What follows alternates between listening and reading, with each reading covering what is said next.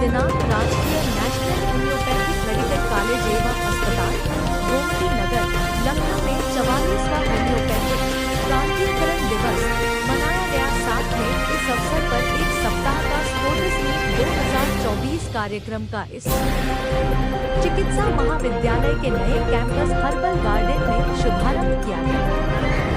सर्वप्रथम दीप प्रज्वलित करके एवं शून्य हैनीमेन तथा सरस्वती माता को अर्पित करके उक्त दिवस का शुभारंभ हुआ। राजकीय नेशनल होम्योपैथिक मेडिकल कॉलेज एवं अस्पताल गोमती नगर लखनऊ के प्राचार्य प्रोफेसर विजय पुष्कर ने प्रदेश में होम्योपैथी विधा का इतिहास एवं होम्योपैथिक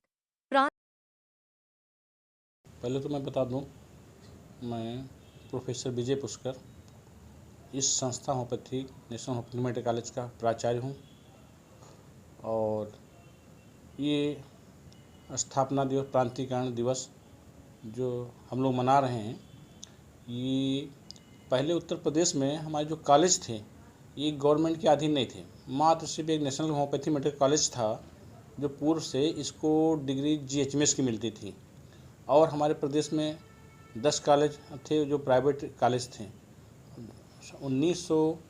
11 दिसंबर 1981 को सरकार से हम लोग, हमारे जो वरिष्ठ लोग रहे, पूरा प्रयास किया कि गवर्नमेंट में सभी प्रांतीयकरण किया जा सके।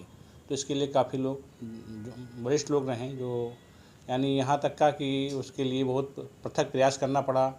अलग से लोग मारपीट भी नौबत आ गई, प्रशासन दबाव भी बनाया, लेकिन तब भी लोग नहीं हारे और उसके प्रयास लिए लास्ट में सक्सेस हुए, प्रांतीयकरण हुआ। और तब से हमारी ये BHMS की डिग्री, पहले CPMT से हुआ था, उसके बाद फिर नीट से हुआ, फिर BHMS डिग्री 1981 से मिलना शुरू हुई।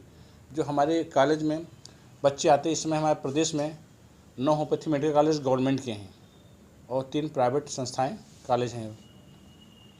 इन कॉलेजों में तब से प्रोग्रेस होती रही। फिर 27 फरवरी 2000 को हमारे भारत देश के प्रधानमंत्री माननीय अटल बिहारी वाजपेयी जी ने ये जो ज़मीन गवर्नमेंट ने हमको प्रोवाइड कराई, तो यहाँ पे इसका लोकार्पण किया। वायु रोगी विभाग और बिल्डिंग का जो उसमें फिर हमारे कॉलेज में फिर 2001 में जो तत्कालीन मुख्यमंत्री थे माननीय राजनाथ सिंह जी ने हमारी बिल्डिंग का, प्रशासनिक भवन का लोकार्पण किया। तब से हमारा ये कॉलेज इंडिया का दूसरा माना जाना कॉलेज है। इसका ये जो कॉलेज हमारा सेटल हुआ था लखनऊ में, ये 1921 से चल रहा है, लेकिन पहले प्राइवेट में था, बिल्डिंग दूसरी थी। इधर हम लोग 2000 में शिफ्ट किए हैं। तो ये कॉलेज मान्यता हमको होम्योपैथिक मिल गई, तभी से हम लोग प्रांतीयकरण दिवस मना रहे हैं। आज के इस अवसर पर प्रांतीयकरण के साथ में छात्र छात्राओं को मानसिक और शारीरिक आध्यात्मिक डेवलपमेंट के लिए कि हमने एक स्पोर्ट मीट का आयोजन किया है। जो हमारा नया कैंपस यहाँ पे डिवाइन हॉस्पिटल के जस्ट बगल में हर्बल गार्डन नाम से है, जहाँ हमारा करीब 700 सीटों का ऑडिटोरियम बन रहा है, अभी निर्माणाधीन है, जल्दी पूरा हो जाएगा। वहाँ पे मेरे पास 5 एकड़ ज़मीन है, जिसमें ग्राउंड में स्पोर्ट मीट का हमने शुभारंभ किया है।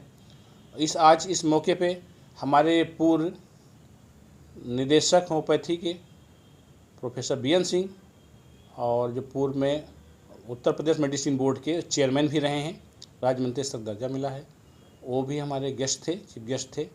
और निदेशक होम्योपैथी उत्तर प्रदेश प्रोफेसर अरविंद वर्मा जी और हमारे जो वरिष्ठ लोग थे उस समय, जो इनका काफ़ी सहयोग रहा, तो ये सब लोग उपस्थित रहें।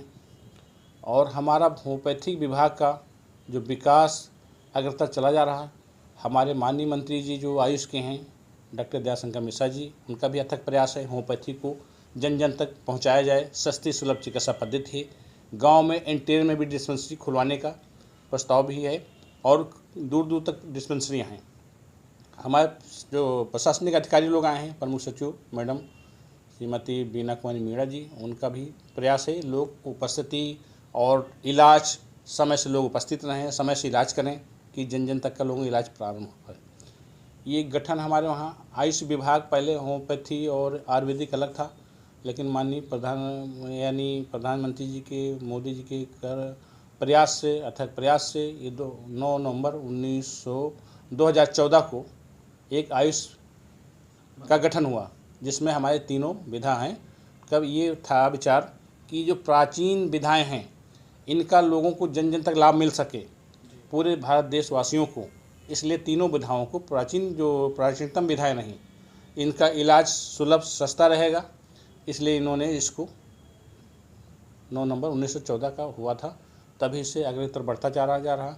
आजकल हमारे प्रदेश में इस समय 3 मॉडल कॉलेज में पीजी पोस्ट ग्रेजुएशन शुरू हो गई है, जिसमें national homeopathy medical college Lucknow, Pandit Jawaharlal homeopathy medical college Kanpur, Shri Lal Bahadur homeopathy medical college Prayagraj, इसमें पीजी पाठ्यक्रम भी हैं और 125 सीटें यूजी की हैं।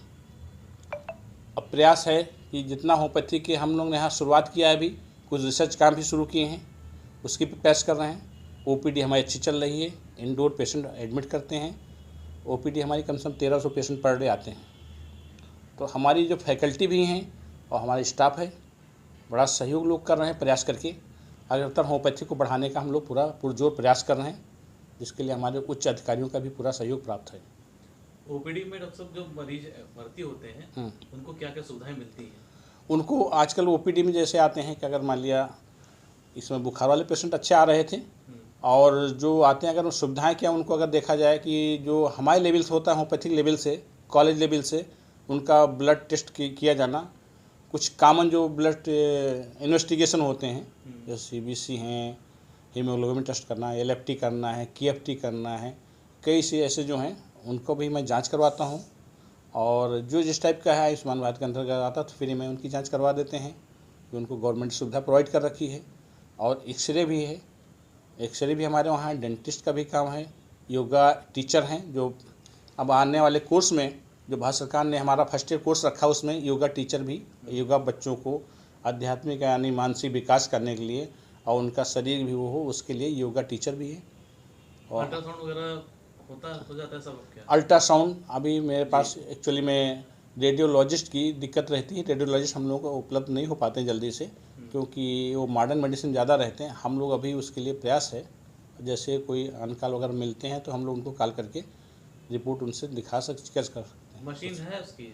मशीन है, लेकिन अभी उसकी स्टाफ नहीं है। हाँ, स्टाफ के लिए प्रयास है, लगातार चल रहा है। और बाकी जैसे और जो जांचें होती हैं, हाँ, वो सारी जांचें लगभग जो कॉमन जो आवश्यकतापूर्ण हैं उनको हम लोग यहाँ करवा लेते हैं। महिलाओं के से संबंधित जो जांचें होती हैं, क्या वो भी यहाँ हो जाती हैं? नहीं, महिलाओं संबंधी वो पार्टिकुलर वो जांचें नहीं हो पाती हैं जी, उसके लिए अभी हमारे पास ऐसा कोई नहीं तैयार है। जल्दी आगे? हाँ, जल्दी आगे प्रयास करेंगे। ब्लड बैंक की भी व्यवस्था आपके यहाँ भी